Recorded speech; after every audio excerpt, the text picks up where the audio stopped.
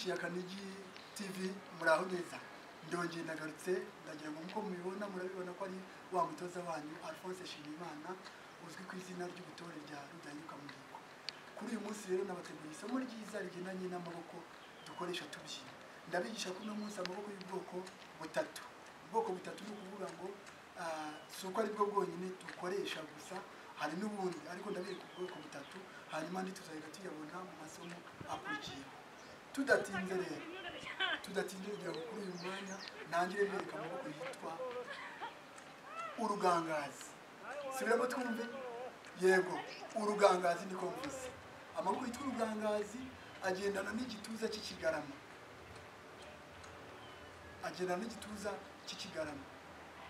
Ndagira ngo mbabwire ngo tugiye kuyakora mu buryo bumeze gutya.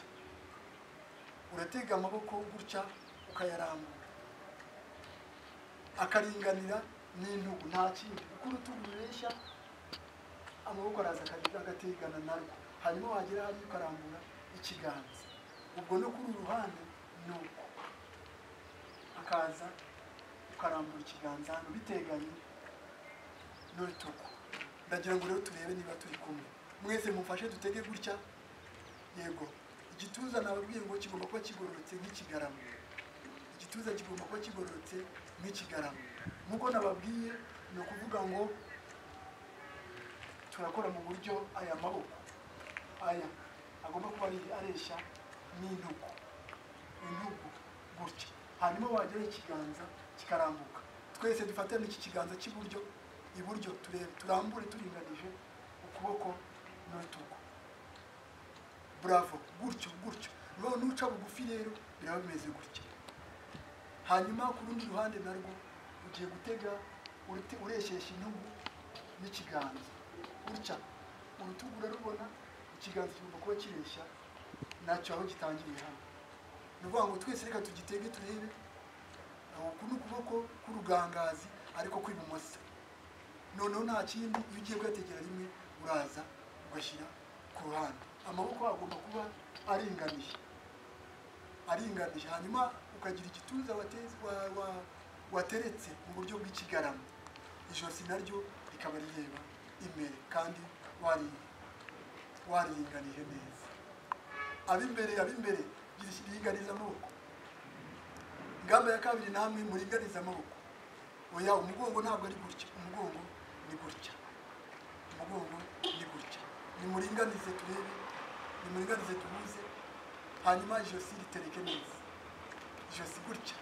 Nibwo ndababwira, ntabwo muri kumva. Ndagiye mbabwire ngo buri wese nacunge arebe ukuntu agiye guhuza aya maboko ndetse hanyuma ndimo ndababwira ngo tega ku buryo amaboko aringanira n'intugu. Ntureba ko mwese mwabikoze. Ndagiye mbasabe noneho umubyimba muwuresheshe,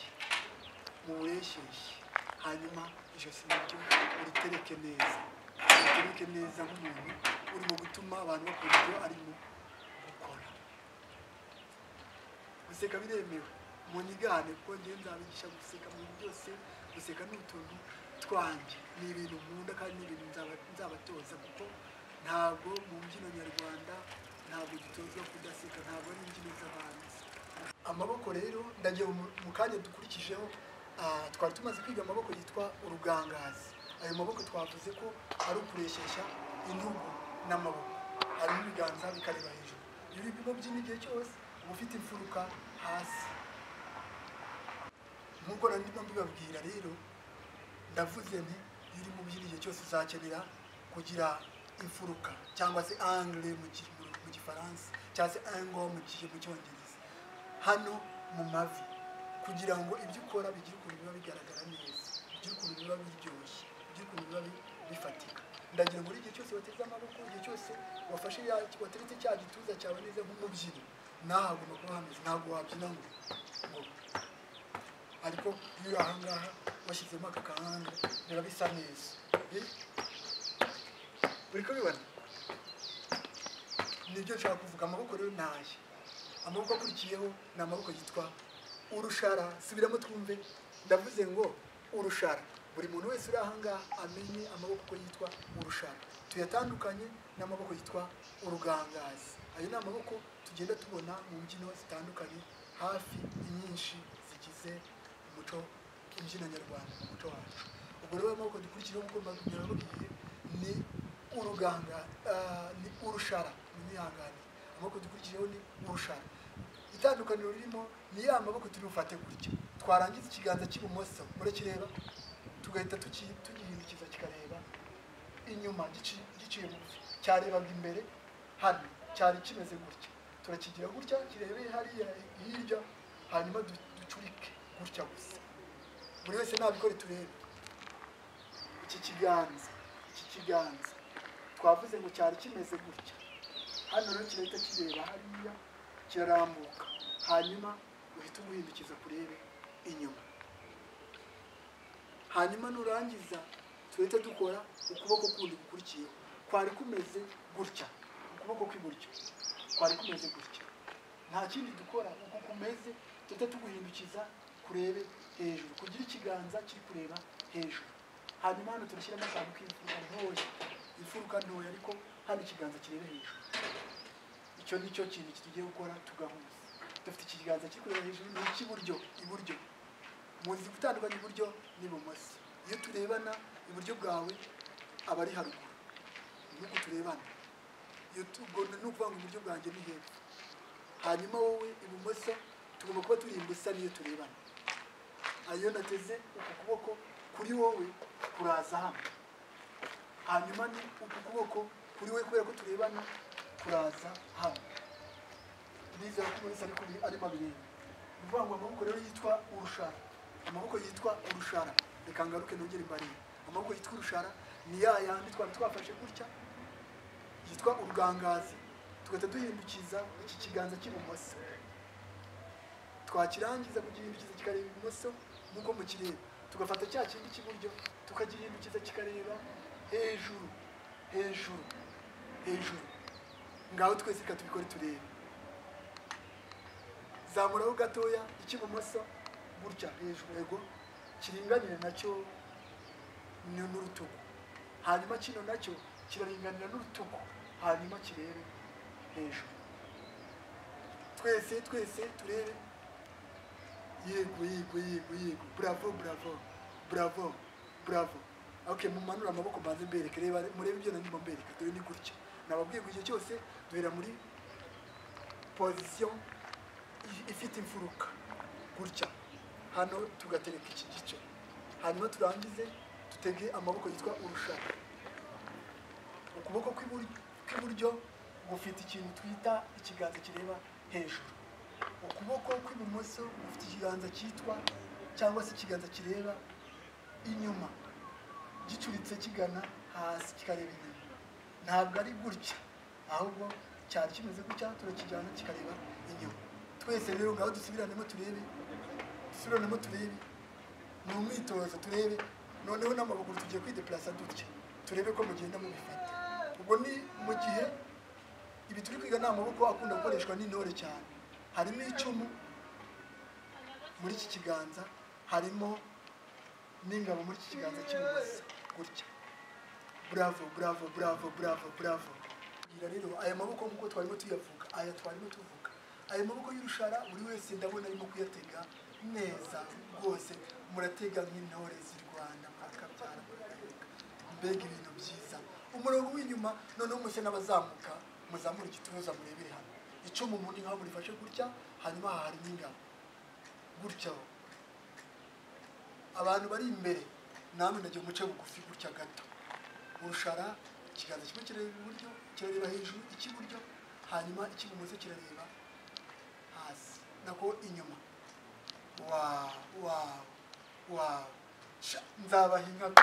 Bravo.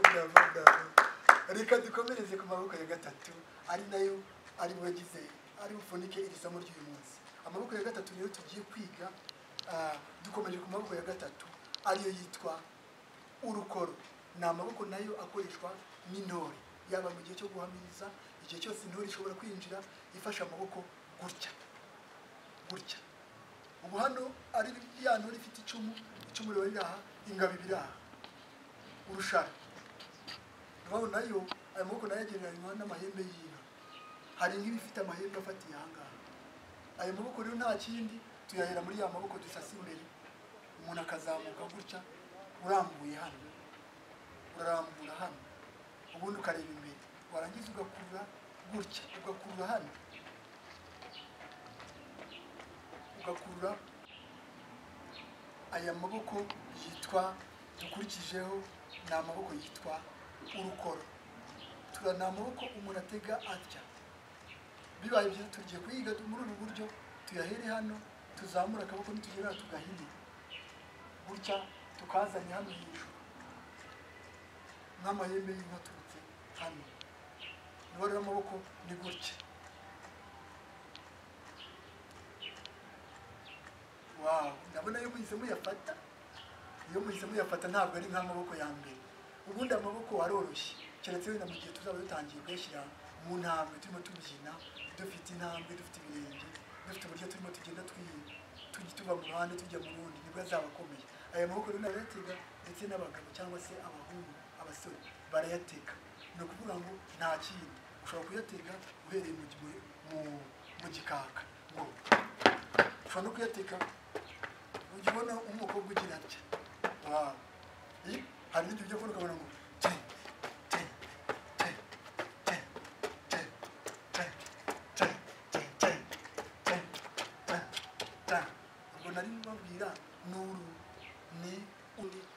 urazana amaboko ugasa n'uyategeye hano hejuru warangiza ukegeza imbere ho gato ukarambura ibiganza turavuze ngo urazana amaboko uyahereye hano uyazamure use n'uyashyira hano hejuru yawe nurangiza uyegeza imbere nurangiza utegera nuba ngo ushobora gufata akantu kameze gutya ubundi ukabona umuntu arakora gutya cyangwa ukabona ayo ni amaboko yitwa urukoro urukoro rushobora guturuka hano hasi rukaza rwagera ahangaha nabwo rukaba urukoro urukoro rushobora kuba wari uri mu rushara gutya warangiza ugahita uruzana akaboko kamwe kagahita kaza akanako kagahita gaturuka kakaza bigakora urukoro uvuye mu rushara rwa gutya do